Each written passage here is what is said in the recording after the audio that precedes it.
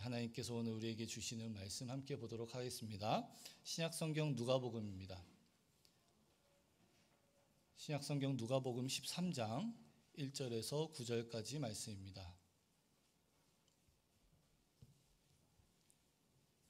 신약성경 누가복음 13장 1절에서 9절까지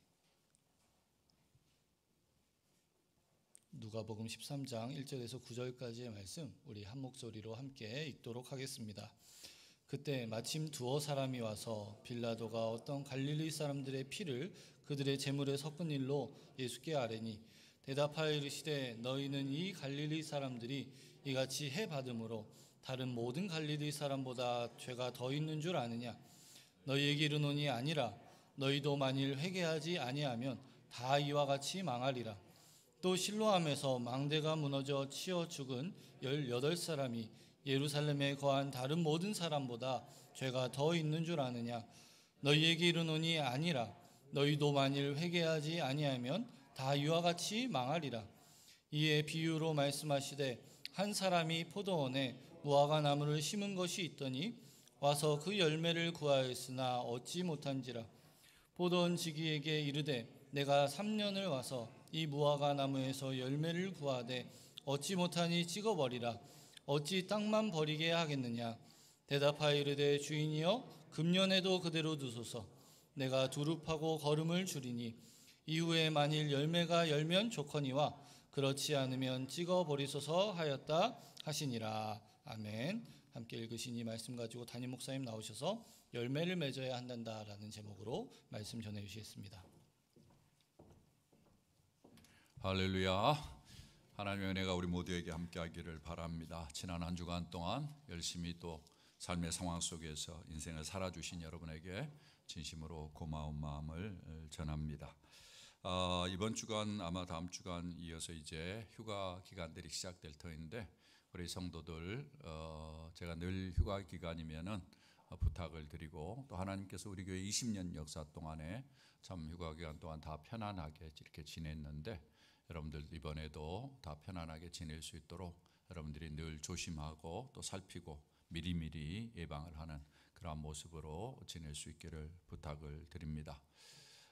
우리 그 청년부가 이번 주간에 이제 기도 부탁을 했습니다만은 여러분이 그 기도 제목들을 꼭 보시고 집중해서 좀 기도해 주시면은 대단히 감사하겠다라는 그런 생각이 듭니다. 아울러서 새벽 기도에 제가 좀 부탁을 드리는데 이것은 어린이나 청소년 젊은이들을 위한 기도회가 아닙니다. 그들이 직접 하는 기도입니다. 그러니까 부모님들이 나와서 기도하는 것은 뭐 선택입니다. 그건 같이 오시면 좋겠지만은 선택이지만은 어린이와 청소년 젊은이들이 이곳에 와서 기도할 수 있도록 제가 이제 좀 기회를 만드는 게 좋겠다 싶습니다. 우리 자라는 다음 세대들이 살아가는 세대가 제일 어렵잖아요. 힘든 세대가 될 거예요. 점점 더 강팍할 것입니다. 세상은. 그럴 때 그들이 기도하면서 자라면 나중에 어려움을 당할 때 기도하는 아이들이 됩니다. 기도로 모든 것을 이겨내요. 그러니까 어렸을 때부터 기도해 보지 않으면 나중에 기도할 줄 몰라요. 여러분들이 꼭 기억하시고 애들의 눈에서 눈물 많이 흘리지 않도록 여러분들이 애들이 기도하는 훈련을 하도록 해주는 것은 무엇보다도 중요합니다. 인생의 위기들이 많이 있는데 그 위기들을 애들이 스스로 돌파할 수 있어야 되지 않겠습니까?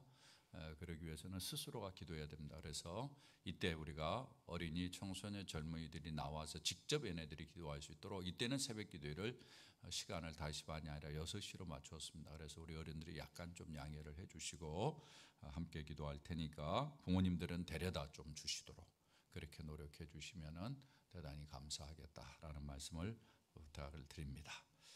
시간에 좀 인사를 좀 같이 나누었으면 하는 분들이 좀 있네요. 우리 신태용 목사님의 아드님 되신 우리 신정환 우리 형제가 오늘 예배에 잠시 참여했습니다. 잠깐 좀 일어서 주실래요? 애들도 애겸이와 재겸이 있는데 초등부 예배에 들어갔습니다. 우리 박수로 환영하도록 그렇게 하겠습니다. 대단히 감사합니다. 같이 예배하게 돼서.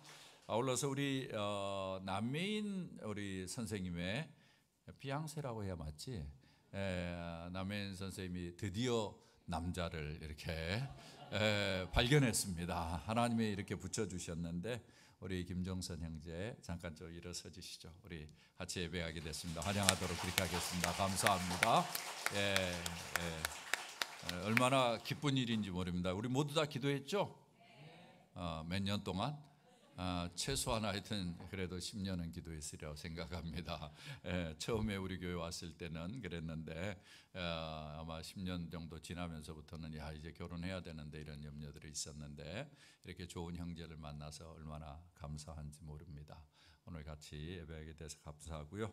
이제 뭐 스케줄에 따라서 결혼도 하고 특별히 우리 남혜 선생님이 이제 선교사로 헌신을 해서 같이 이제 선교를 나가게 됩니다. 우리 교회를 위해서 지난 20년 동안 참 수고 많이 하셨는데 앞으로 이제 이렇게 되는 대로 이렇게 하나님이 이끄시는 대로 하겠지만은 우리 교회가 많이 기도해 줬으면 좋겠다라는 생각을 갖습니다.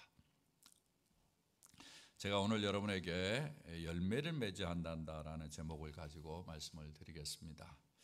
여러분 제가 그 토요일이면 늘 제가 여러분에게 편지를 이렇게 SNS를 통해서 보냅니다. 문자 메시지를. 여러분 혹시 다 받으시죠? 못 받으신 분 계세요? 못 받으신 분은 사무실에 꼭 이야기를 해주셔서 받으세요. 편지를 제가 아주 잘 쓰려고 노력합니다. 꼭 여러분들이 읽어보셨으면 좋겠다라는 생각이 드는데 여러분 좀 읽어보시면서 어떠신지 모르겠습니다. 좀 도움이 되나요? 전혀 모르겠어요. 제가 반응을 안 보이니까. 사실은 이제 우선은 제 개인적으로 유익합니다.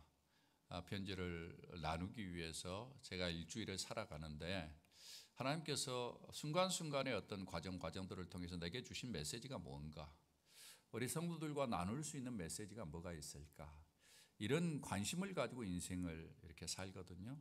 상당히 제 자신에게 유익이 됩니다. 그래서 그냥 지나칠 일들도 지나치지 아니하고 그 과정을 통해서 제가 많이 교훈도 얻고 또 묵상도 하고 생각하면서 제 인생이 훨씬 더 발전해가는 그러한 것들을 느끼게 되죠. 여러분이 보셔서 알겠지만은 다 이제 그 사건 하나를 통해서 제가 깨닫는 것들이잖아요. 느끼는 것들, 그리고 우리 성도들과 함께 나누고 싶은 것들을 제가 여러분에게 쓰거든요. 참 좋습니다. 그래서 제 개인에게는 유익인데 제 마음속에는 우리 성도들에게도 유익이 됐으면 참 좋겠다, 이런 생각이 있습니다. 그래서 인생을 일단 먹고 사는 일에 급하게 우리가 인생을 살아가지만 그럼에도 불구하고 우리 인생이 뭔지, 내가 지금 어디로 가고 있는지, 내게 주어진 삶의 상황 속에서 내가 지금 고민하고 생각해야 될 것이 무엇인지, 내가 붙잡아야 될 것이 무엇인지, 내 마음속에 계속해서 묵상하면서 마음에 둬야 될 것이 무엇인지, 이런 것들을 여러분들이 좀 생각하면은 좀 더 행복하고 건강한 인생이 되지 않을까, 이렇게 생각을 제가 해봅니다. 사실은 제 마음속에는 자나깨나 우리 성도들이 예수님 안에서 행복했으면 좋겠습니다. 예수님 안에서 참 즐거웠으면 좋겠습니다. 예수님 안에서 여러분의 삶이 의미가 있었으면 참 좋겠어요. 저는 자나깨나 그 생각뿐이에요. 그래서 여러분들이 인생의 어느 시점에서든지 참 행복했다, 그리고 김한영 목사라는 사람을 만나서 이런저런 교훈들을 듣고 또 이런저런 말씀을 이렇게 듣고 또 김한영 목사를 통해서 깨닫는 메시지를 하나님이 주셨는데 그런 것들을 내가 살펴보면서 내 인생에 큰 유익이 있었고 내 인생이 훨씬 더 부유해졌다, 이런 고백들이 있을 수 있었으면 참 좋겠다라는 그런 마음입니다. 여러분 좀 그랬으면 좋겠습니다. 이제 반응을 안 보이니까 제가 전혀 모르겠어요. 여러분들이 전혀 반응을 안 보여. 그래서 그런 것들이 얼마나 있는지 제가 잘 모르겠어요. 그래서 사실은 좀 답답하기도 합니다만은, 그러나 우리 성도들이 내면이 아주 속이 깊은 분들이기 때문에 다 잘 이렇게 소화하면서 점점 더 성장하고 성숙해 가리라, 그렇게 생각이 되어집니다. 제가 이번 그 글에서 그런 이야기를 했어요. 인생을 살면서 누구나 다 자기의 자존감을 확인하길 원해요. 내가 누구인가. 그리고 자기가 그 인생을 살면서 자신감을 갖길 원해요. 근데 제가 그 글에서 그런 이야기를 했어요. 사람들은 재물을 얻을 때 거기에서 뭐 자존감을 얻고, 또 때에 따라서는 사회적인 지위를 얻을 때 거기에서 어떤 자존감을 얻고, 제일 적게는 생일 축하를 해줄 때 어떤 면에서는 자기가 중요하게 여겨지는 것과 같은 그러한 느낌을 가질 때 참 기쁘고 즐거운 것이 아니겠는가 하는 생각을 했어요. 그런데 그런 것은 잠시뿐이에요. 잠시뿐이에요. 예. 일생을 살면서 계속해서 나로 하여금 건강한 자존감, 자신감, 예. 자신에 대한 확신을 가지고 인생을 살도록 하시는 그러한 아름다운 만남이 있는데, 바로 그것은 예수 그리스도의 만남이에요. 예수 그리스도 안에서 내가 누구인가를 생각하고, 예수 그리스도와 함께 걸어가면서 예수님이 들려주시는 음성을 들으면서 내가 인생을 살 때 결코 흔들리지 않는 자존감을 가지고 인생을 풍성하게 살아낼 수 있으리라 저는 믿습니다. 제가 그런 이야기를 여러분에게 드렸는데, 여러분 어떠셨어요? 동의가 되셨어요? 네, 동의가 되셨으면 진짜 그렇게 인생을 살았으면 좋겠다 싶습니다. 네. 나이가 들어가면서 여러분들이 아마 인생을 보는 눈들이 훨씬 더 이제 분별력이 있어지고 정확해지리라고 생각합니다. 없어지는 것들에 의존해서 인생 살지 마시고 여러분들 예수 그리스도에 붙잡고 살아갔으면 좋겠어요.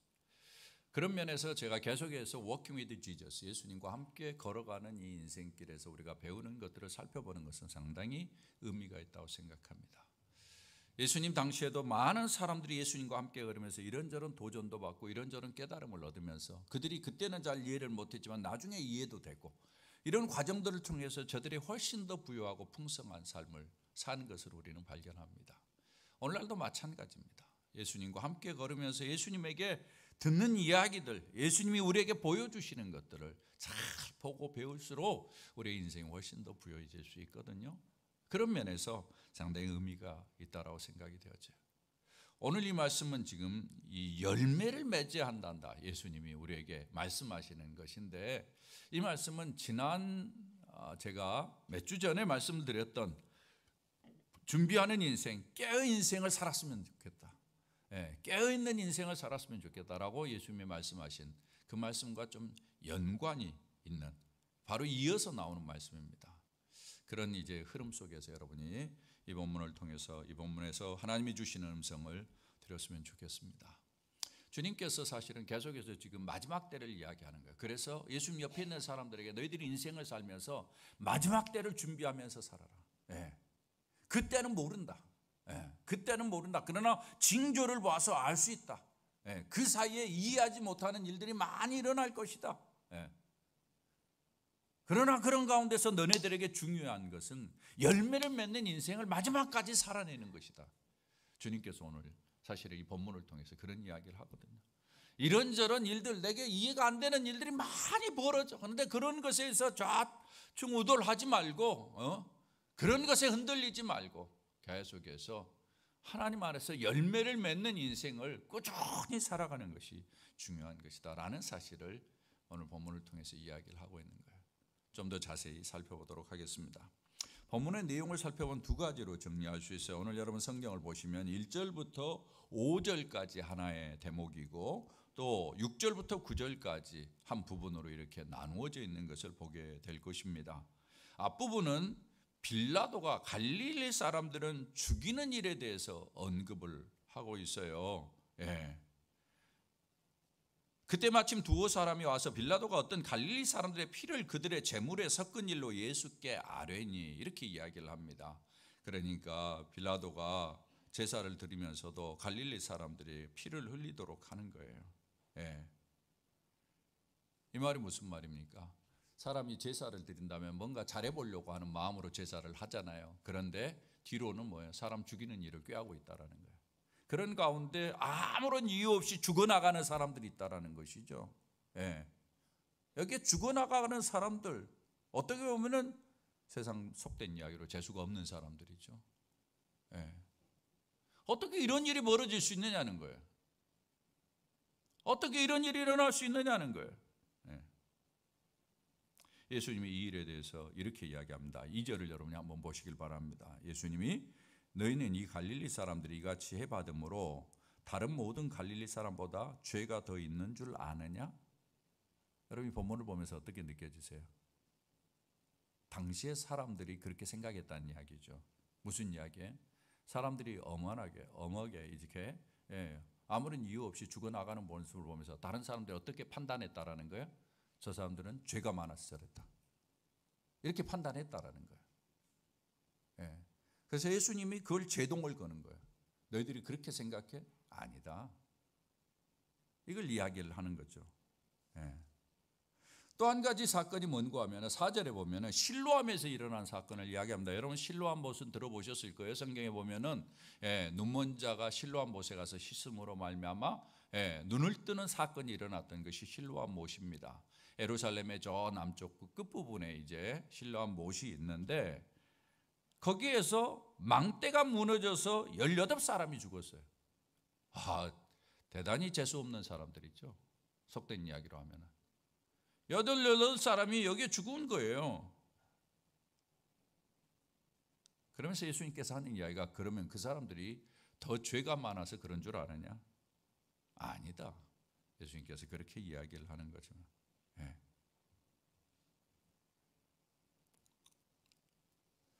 당시에 사람들이 예기치 않는 일로 인해서 죽는 그러한 경우들이 많이 있는데 사람들이 전부 다 이렇게 생각하는 거예요. 죄가 많아서 저 사람 나보다 훨씬 더 잘못한 일이 있을 거야. 그래서 저런 징계를 받을 거야. 이렇게 생각하는 거예요. 예수님께서 아니다 라고 이야기하면서 이 두 가지의 케이스에 똑같은 이야기를 하세요. 이 두 가지 케이스를 우리가 어떻게 이해해야 될지를 이야기하는데 3절입니다. 3절 우리 다 같이 한번 읽어볼까요? 시작. 너에게 이르노니 아니라 너희도 만일 회개하지 아니하면 다 이와 같이 망하리라. 그 다음에 5절 보십시오. 너에게 이르노니 아니라 너희도 만일 회개하지 아니하면 다 이와 같이 망하리라. 이야기를 하면서 사람들이 죄 때문에 이런 일을 당하는 것이 아니라는 거예요. 엄하게 그냥 이런 일들이 일어날 수 있다라는 사실을 이야기하면서 주님께서는 뭐라고 이야기를 하는가 하면은 회개해라라고 이야기해요. 회개해라. 회개하지 않으면 안 된다. 사람들이 재앙으로 인해서 죽는 것 죄 때문은 아니다. 주변에서 그런 일이 일어날 수 있다. 그러나 너희들이 그런 문제를 보면서 덤덤하게 그냥 넘기지 말고 회개해라 라는 이야기예요. 예수님께서 결국은 당대 사람들에게 회개를 촉구하는 거예요. 마지막 때가 가까울수록 더 회개하라는 거예요. 마지막 때가 가까울수록 주변에 이런저런 일들이 많이 일어나겠지만 회개하라는 거예요. 이것이 예수님께서 첫 번째 비유를 통해서 하신 이야기죠. 그 다음에 예수님이 언급된 말씀을 보면 포도원에 무화과 나무 열매가 없는 것에 대해서 문제를 제기하는 것입니다. 6절 이하에 보면 한 사람이 포도원에 무화과 나무를 심은 것이 있더니 와서 그 열매를 구하였으나 얻지 못한지라. 무화과 나무를 심은 사람에게 있어서는 열매를 구하는 것은 자연스러울 거예요. 그런데 열매가 없는 거예요. 포도원에 심었어요. 포도원에 심었다는 이야기는 어떤 면에서는 양분이 충분하다는 이야기예요. 그럼에도 불구하고 열매가 없어요. 어떤 사람은 이 본문을 보면서 본래 유실수는 3년이 지나야 이제 과일을 맺잖아요.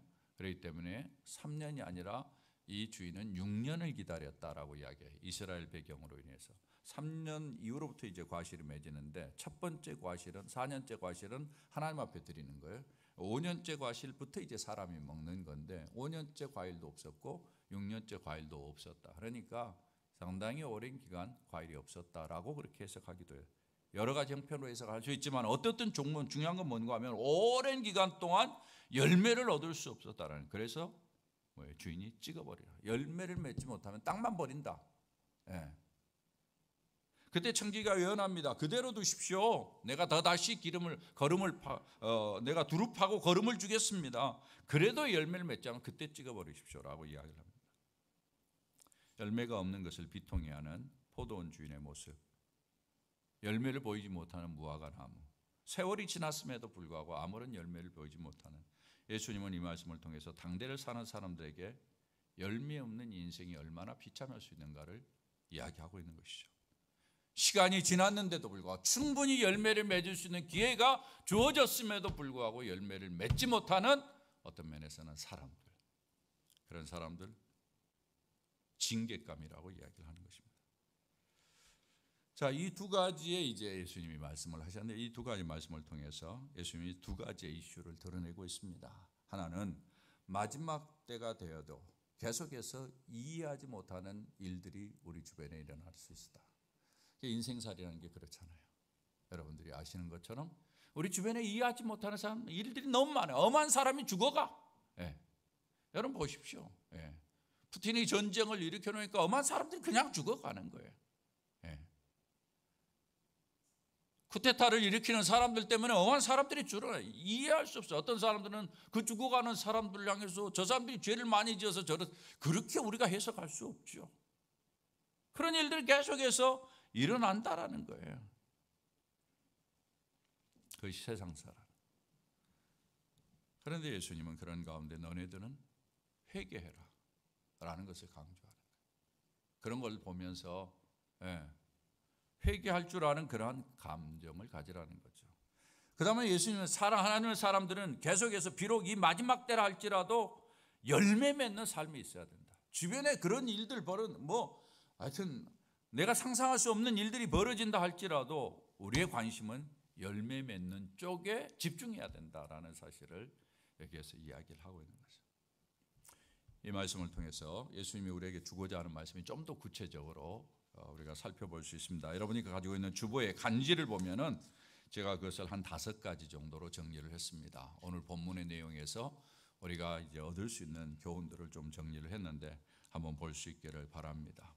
먼저 첫 번째, 여러분 문제 3번의 첫 번째, 적은 1번입니다. 우리 다 같이 한번 읽어볼까요? 시작. 죄 많고 적음을 따지면서 안도하지 말라. 모든 사람은 죄인이다. 이 말이 무슨 말입니까? 이 세상을 산 동안에 어때요? 저 사람은 죄를 많이 지었어. 나는 죄를 적게 지었어. 저 사람은 죄를 많이 지었기 때문에 저런 어려움을 당할 거야. 나는 적게 지었으니까 저 괜찮을 거야. 이런 것들을 따지면서 내게 별일 없는 것을 인해서 안도해하지 말라라는 거야. 이 말은 다른 말로 바꿔 이야기한다면은 우리에게는 더 다른 무서운 재앙이, 무서운 징계가 기다리고 있다라는 거예요. 뭐예요? 우리의 죄악으로 말미암아 마지막에 경험할 지옥의 진노예요. 당시 사람들에게 예수님께서 하는 이야기예요. 그러니까 너희들이 빨리 회개해라. 회개하고 예수 믿어라. 그러면은 이 징계를 피할 수 있지만은 그렇지 않으면 안 된다. 이야기를 하는 거예요. 그러니까 우리도 모르는 사이에 뭐 좀 덜 죄 짓는 것으로 해서 나는 괜찮겠지 이런 마음 가지면 안 돼요. 우리 모두 다 죄인이다라는 생각을 가지고 빨리 하나님 앞에서 회개하고 예수 믿고 예수님 안으로 돌아오는 것이 무엇보다도 중요한 것을 이 본문을 통해서 우리들에게 가르쳐 주고 있는 것입니다. 사람들은 늘 그렇게 생각을 합니다. 나는 누구보다는 좀 나아. 나는 저 사람보다는 나아. 나는 저렇게까지는 악하지 않았어. 이런 것으로 자위하죠. 그런 면에서 예수 믿는 것에 대해서 긍정적으로 가까이 하려고 하지 않아요. 여러분 주변에도 많이 보세요. 예수 안 믿는 사람들 보면 나는 그렇게 악하게 살지 않았어. 나는 저 사람보다 나아. 이런 표현들 많이 하잖아요. 그 배경에는 뭐예요? 나는 죄인이 아니야. 죄를 지어도 좀 나. 이런 식의 사고를 하는데 예수님께서는 오늘 분명하게 이야기합니다. 회개해라. 너도 회개해야 될 사람들이야. 주변에 일어난 사건들을 보면서 저들을 손가락질하지 말고 내가 회개할 사람인 줄 알고 회개하고 엎드리는 그런 겸손한 모습으로 인생을 살 것을 권면하고 있습니다. 사랑하는 여러분, 우리는 이미 예수 그리스도를 믿기 때문에 우리의 모든 죄악에 대해서 주님이 다 용서했고 나는 죄인이라는 것을 다 인정하는 사람들이라고 저는 생각합니다. 혹시라도 여러분 가운데 내가 약간 죄를 덜 지었기 때문에 나는 괜찮을 거다. 이런 정도의 의식을 가지고 살면 안 됩니다. 늘 죄인인 것을 인식하고 나도 이런 재앙을 받아야 될 마땅한 사람이라고 생각하고 그럼에도 불구하고 하나님의 은혜 가운데 여기까지 왔다. 이런 생각을 가지고 살아갈 수 있기를 부탁을 드립니다. 그 다음으로 여기에서 발견하는 것이 있습니다. 두 번째, 뭘 이야기합니까? 다 같이 읽어봅니다. 불행한 일들이 다 죄에 대한 징계라고 할 수 없다. 하나님의 경고이다. 이 세상을 살다 보면은 이렇게 불행한 일들이 생겨요. 예기치 않게 갈릴리 사람들처럼 빌라도에 끌려가서 죽기도 하고, 예기치 않게 망대가 무너져가지고 18사람이 죽는 것처럼 이런 사건 사고들이 있을 수도 있어요. 그럴 때마다 사람들이 징계라고 이야기하는데 예수님께서는 이건 징계가 아니다라고 이야기를 하는 거예요. 사람들이 일반적으로 인과응보라는 그러한 생각을 가지고 접근을 하는 그러한 가치관이 가지고 있습니다. 뭔가 결과에는 원인이 있다라는 거죠. 자연스러운 일 이야기일 수 있지만 꼭 그렇지 않다라는 거예요. 특별히 나쁜 일을 경험하는 사람들은 자연스럽게 죄를 지어서 벌받았다고 이야기합니다. 내가 뭔가 잘못돼서 이런 일이 생겼다라고 이야기해요. 오히려 그렇게 생각하고 회개하면 다행인데 그렇게 생각하지 않아. 나는 이것밖에, 저 사람은 더 악한 일을 했는데, 나는 조금 했는데 뭘 이걸 가지고 징계를 하고, 그러면서 하나님 앞에 대드는 그러한 모습의 자세를 띠는 사람들도 없잖아 있죠. 그런 건 더 비극적인 이야기죠. 다른 사람들의 일에 대해서 사람들은 쉽게 그렇게 이야기합니다. 저 사람 잘못할 짓을 했어. 징계받을 짓을, 벌받을 짓을 했어. 성경에 보면 욥의 친구들이 나오죠. 욥의 친구들이 그래요. 욥이 자기의 재산 다 잃고 자녀들 잃고 나중에는 뭐예요? 자기 몸까지 상하고, 그러니까 뭐예요? 옆에 있는 와이프가 뭐라고 이야기합니까? 하나님 욕하고 죽어라. 그렇게 이야기를 해요. 그런 가운데 욥의 친구들이 와서 그를 위로한답시고 하는 말이 뭐예요? 분명히 이렇게 되기 때는 뭔가 네가 잘못한 것이 있을 것이다. 회개해라 라고 이야기를 해요. 욥이 난 잘못하신 것이 없다. 내가 이렇게 당할 만한 이유가 없는 것 같다. 제일 처음에 그렇게 주장을 하죠.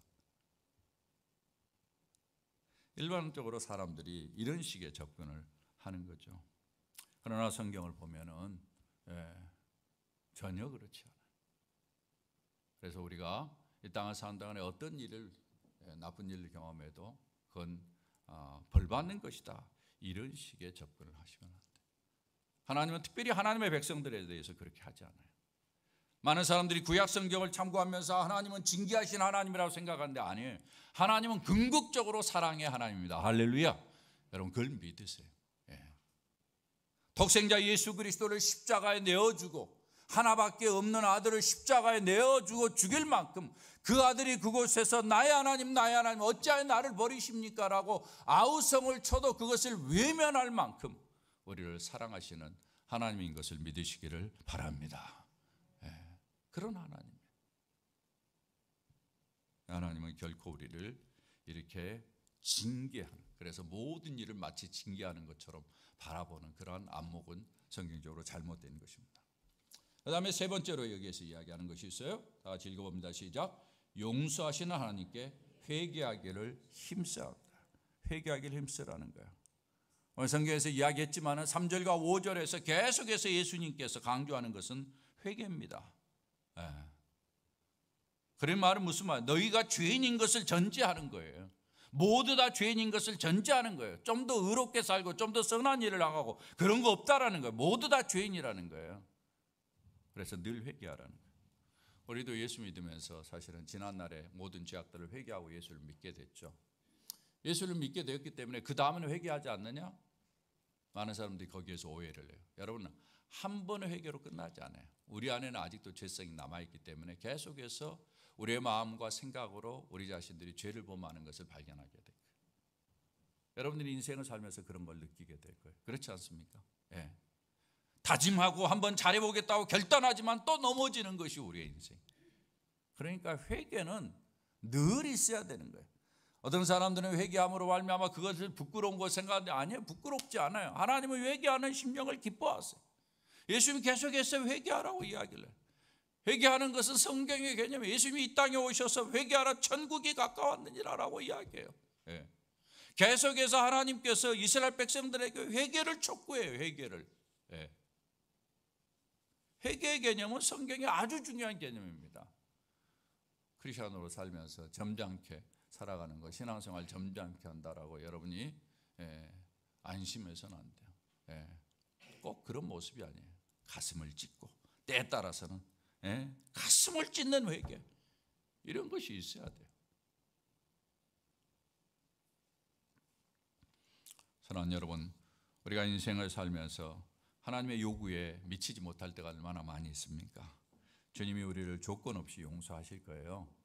그러나 다 주님이 용서하시지만, 사실 예수 그리스도의 십자가의 피가 과거의 죄와 현재의 죄와 미래의 죄까지 다 용서했지만은, 그러나 우리가 할 일은 그럼에도 불구하고 회개하는 일이에요.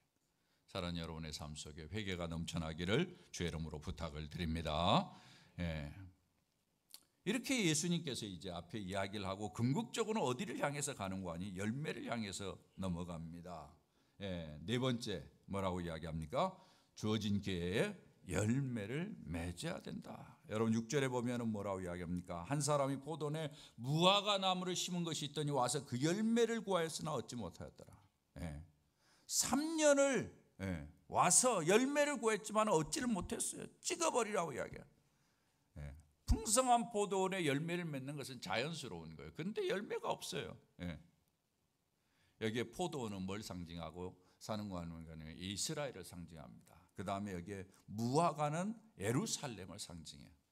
그러니까 이스라엘 백성들과 그 가운데 핵심인 예루살렘, 이것을 상징하는데 이 두 그룹이 포도원처럼 무화과처럼 열매가 많고 풍성한 그러한 존재라는 것을 이야기를 해주는 거거든요. 이들에게 중요한 것은 풍성한 열매를 맺는 거예요. 풍성한 열매를 맺는 것은 예수님께서 이런 모양으로 설명을 하셨습니다. 요한복음 15장 5절을 여러분 한번 보시길 바랍니다. 우리 다 같이 한번 읽어볼까요? 시작. 나는 포도나무여 너희는 가지라. 그가 내 안에 내가 그 안에 거하면 사람이 열매를 많이 맺나니 나를 떠나서는 너희가 아무것도 할 수 없습니다. 자, 여기 보면 나는 예수님이 포도나무여 너희는 뭐라고? 우리 성도들은 그 옆에 붙어있는 가지다. 그러니까 예수에게 붙어있으면 자연스럽게 뭘 많이 맺게 돼 있어요? 열매를 많이 맺게 돼 있다라는 거예요. 그러니까 우리가 예수 믿고 나온 다음에 나타나야 될 중요한 것이 있다면 열매라는 거예요. 열매가 없으면 안 돼요, 크리스천은. 그 다음에 요한복음 15장 8절 이야기야. 다 같이 한번 읽어본다. 시작. 너희가 열매를 많이 맺으면 내 아버지께서 영광을 받으실 것이요 너희는 내 제자가 되리라. 잘 보세요. 열매가 많을수록 누구에게 영광이 된다고요? 아버지께 영광이 되고, 그 다음에 내가 누구의 제자? 예수의 제자가 된 것을 나타내 보여줬다는 거예요. 열매가 없다는 하나님께 영광을 돌리지도 못하고 뭐예요? 예수의 제자가 되는 그러한 모습도 띄지 못한다라는 그러한 이야기죠. 이렇게 봤을 때 우리의 중요한 역할은 열매를 맺는 거예요. 우리가 크리스천다이 된다 하면 이 존재의 변화가 이루어졌습니다. 그리스도 예수 안에 있는 자에게는 누구에나 새로운 피조물이라. 이전 것은 지나갔으니 보라 새 것이 되었도다. 여러분 그렇게 믿습니까? 그렇습니다. 우리는 예전에 과거에는 죄악의 종들이었고 사탄의 종들이었어요. 육신을 쫓아가는 그런 사람들이었어요. 그러나 예수 그리스도로 말미암아 새로운 피조물이 되었어요. 새로운 피조물이 되었다는 이야기는 새로운 열매를 낼 수 있는 그러한 존재가 됐다는, 존재의 변화가 이루어졌기 때문에 그 변화된 존재 속에서 변화에 합당한 열매를 맺게 돼 있어요. 이게 크리스천이에요. 이것을 이야기를 하는 거예요. 자, 그렇다면은 예수님께서 지금 기대하는 열매는 뭐냐? 예수님이 지금 이 본문을 보면서 열매를 이야기하는데 지금 열매를 기대하는 열매가 뭐냐? 우선 이 본문을 통해서 발견할 수 있는 것은 회개의 열매입니다. 회개의 열매. 크리스천에게는 회개라는 열매가 많이 있어야 돼요. 회개의 열매가 많을수록 어떤 면에서는 좋다라고 이야기를 할 수 있지만은 좋은 거예요, 사실상. 왜냐하면 인간은 자기 다 모르는 사이에 실수하는 것도 너무 많기 때문에. 뭐 회개가 많아지면 지은 죄가 많다. 예수 믿고 난 다음에 죄를 안 지어야지 어떻게 지어가지고 회개가 많아지냐 이렇게 생각할 수도 있는데, 그러나 실제로 예수 믿어가지고 진짜 거룩하게 바르게 삶에도 불구하고 늘 하나님 앞에 섰을 때는 부족하고 죄인됨을 느끼는 것이 건강한 크리스천이에요. 안 그렇습니까? 그렇잖아요. 그러면 회개하게 되죠. 주님 미안합니다. 죄송합니다. 생각할수록 옛날에 생각나지 않았던 것들이 생각나요. 내가 이렇게 했을 때 주님 얼마나 서운했습니까? 얼마나 마음이 아팠습니까? 마치 아버지가 자식을 보면서 자식이 잘못되어 가지고 멀면서 이 자식아 속으로 애타하고 어쩌면 통탄하듯이 하나님의 마음이 그러셨을 거라는 생각을 하면서 주님 앞에 더 회개하게 되잖아요. 예, 회개의 열매. 사랑하는 여러분, 여러분이 회개의 열매가 풍성한 그러한 축복이 있기를 주의 이름으로 부탁을 드립니다. 그 다음에 이 본문을 보면서 예수님께서 기대하는 열매는 뭐냐? 존재의 변화. 어떤 변화입니까? 크리스찬으로 변화돼요. 작은 예수로 변화돼서. 그렇다면 뭐예요? 크리스찬 다음의 열매가 있어야 돼요. 예수를 닮아가는 열매, 예수의 모습의 열매, 하나님의 자녀의 열매. 성경에 보면 우리를 가리켜서 의롭게 되었다, 거룩하다, 왕같은 제사장이다 이렇게 표현하는 거예요. 그런 존재 변화에 합당한 열매가 있어야 돼요. 그걸 가리켜서 우리는 일반적으로 크게는 성령의 열매로 표현을 합니다. 성령의 열매 다 같이 한번 외워볼까요? 갈라디아서 5장 23절. 오직 성령의 열매는 사랑과 희락과 화평과 오래 참음과 자비와 양선과 충성과 온유와 절제. 9가지 열매. 하도 개수가 많아가지고 하나도 신경을 안 쓰는 경우가 생길 수도 있는데 이 9가지를 다 신경을 써야 돼요. 이게 자연스럽게 열매를 맺게 돼요. 여러분이 가만 보면 그래요. 인생을 크리스찬답게 살다 보면 이런 열매가 있어요. 좀 더 사랑하게 돼요. 기뻐하게 돼요. 사랑과 희락과. 그 다음에 화평을 도모하게 돼요. 이게 자연스럽게 나타난 열매들이에요. 여러분들이 살면서 싸우기보다는 서로 화평을 오래 참고, 내가 예수 믿었기 때문에 더 참아야지, 내가 더 참아야지, 이런 열매들이 있어요. 자비, 내가 자비를 베풀어야지, 내가 좀 사랑을 베풀고 내가 좀 배려를 해야지. 그 다음에 충성, 온유, 절제. 내가 좀 더 절제하고 내가 마지막까지 최선을 다해, 이런 마음들이 우리에게 생기는 거죠. 그래서 그런 것들이 이제 나의 삶 속에서 열매로 점점 더 많아지는 거예요. 지난 새벽기도에 우리가 디도서를 보았습니다. 여러분 아마 기억나시리라고 생각합니다. 디도서, 성경에 디모데 전후서가 있고 디도서가 있어요. 디도서는 뭔가 하면은 사도 바울이 디도라는 사람과 함께 지중해에 있는 그레데라는 섬이 있습니다. 그 섬에 전도를 하러 갔어요. 그러면서 사도 바울은 빠져나오고 그레데가 그곳에, 아니요, 디도가 그곳에 남아서 이제 교회를 세우는 거예요. 전도를 했으니까 교인들이 모였을 거 아니에요. 그러면 교회가 세워지고 그 다음에는 뭐예요? 우리처럼 이제 세월이 지나면서 장로님들도 세우고 여러 가지 이제 직분들, 평신도 지도자를 세우는 거예요.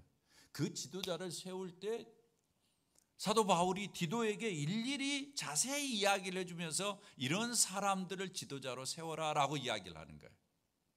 그 말은 무슨 말인가? 다른 말로 바꿔 얘기하면 진정한 크리스찬, 교회의 가장 중요한 구성원이 되는 크리스찬들은 이런 열매가 있어야 된다라는 이야기예요. 그 내용이 디도서에 있는데 여러분 이 본문은 한번 찾아보는 것이 도움이 될 것 같습니다. 여러분 디도서 1장을 한번 보도록 그렇게 하겠습니다. 신약성경 349페이지 정도에 있습니다. 348페이지나 9페이지.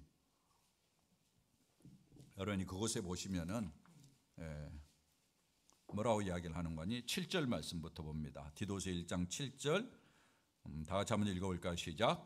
감독은 하나님의 청지기로서 책망할 것이 없고 제 고집대로 하지 아니하며 급히 분내지 아니하며 술을 즐기지 아니하며 구타하지 아니하며 더러운 이득을 탐하지 아니하며 8절 계속해서요.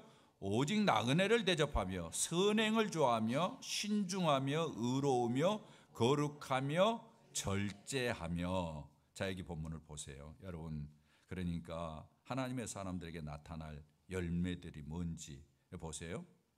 책망할 것이 없고 고집대로 하지 아니하고 분내지 아니하고. 이게 뭐예요?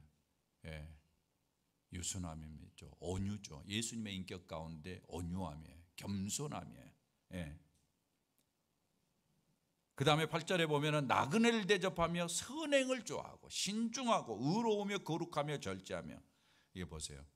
인격적인 여러 가지의 변화의 열매들, 그리고 선행을 행하는 그러한 열매들, 이런 것에 대해서 이야기를 해요. 그러면서 보세요. 2장으로 넘어가 보면은 2장에 보면은 2절에 늙은 남자에게 하는 이야기예요. 시니어들에게 하는 이야기죠. 그 다음에 3절에 보면은 늙은 여자, 그 다음에 4절에 보면은 젊은 여자, 그 다음에 뭐예요? 6절에 보면은 젊은 남자, 그리고 9절에 보면은 종들에게 하는 이야기예요. 당시에 글에 되어 있는 사람들은 대부분이 노예였습니다.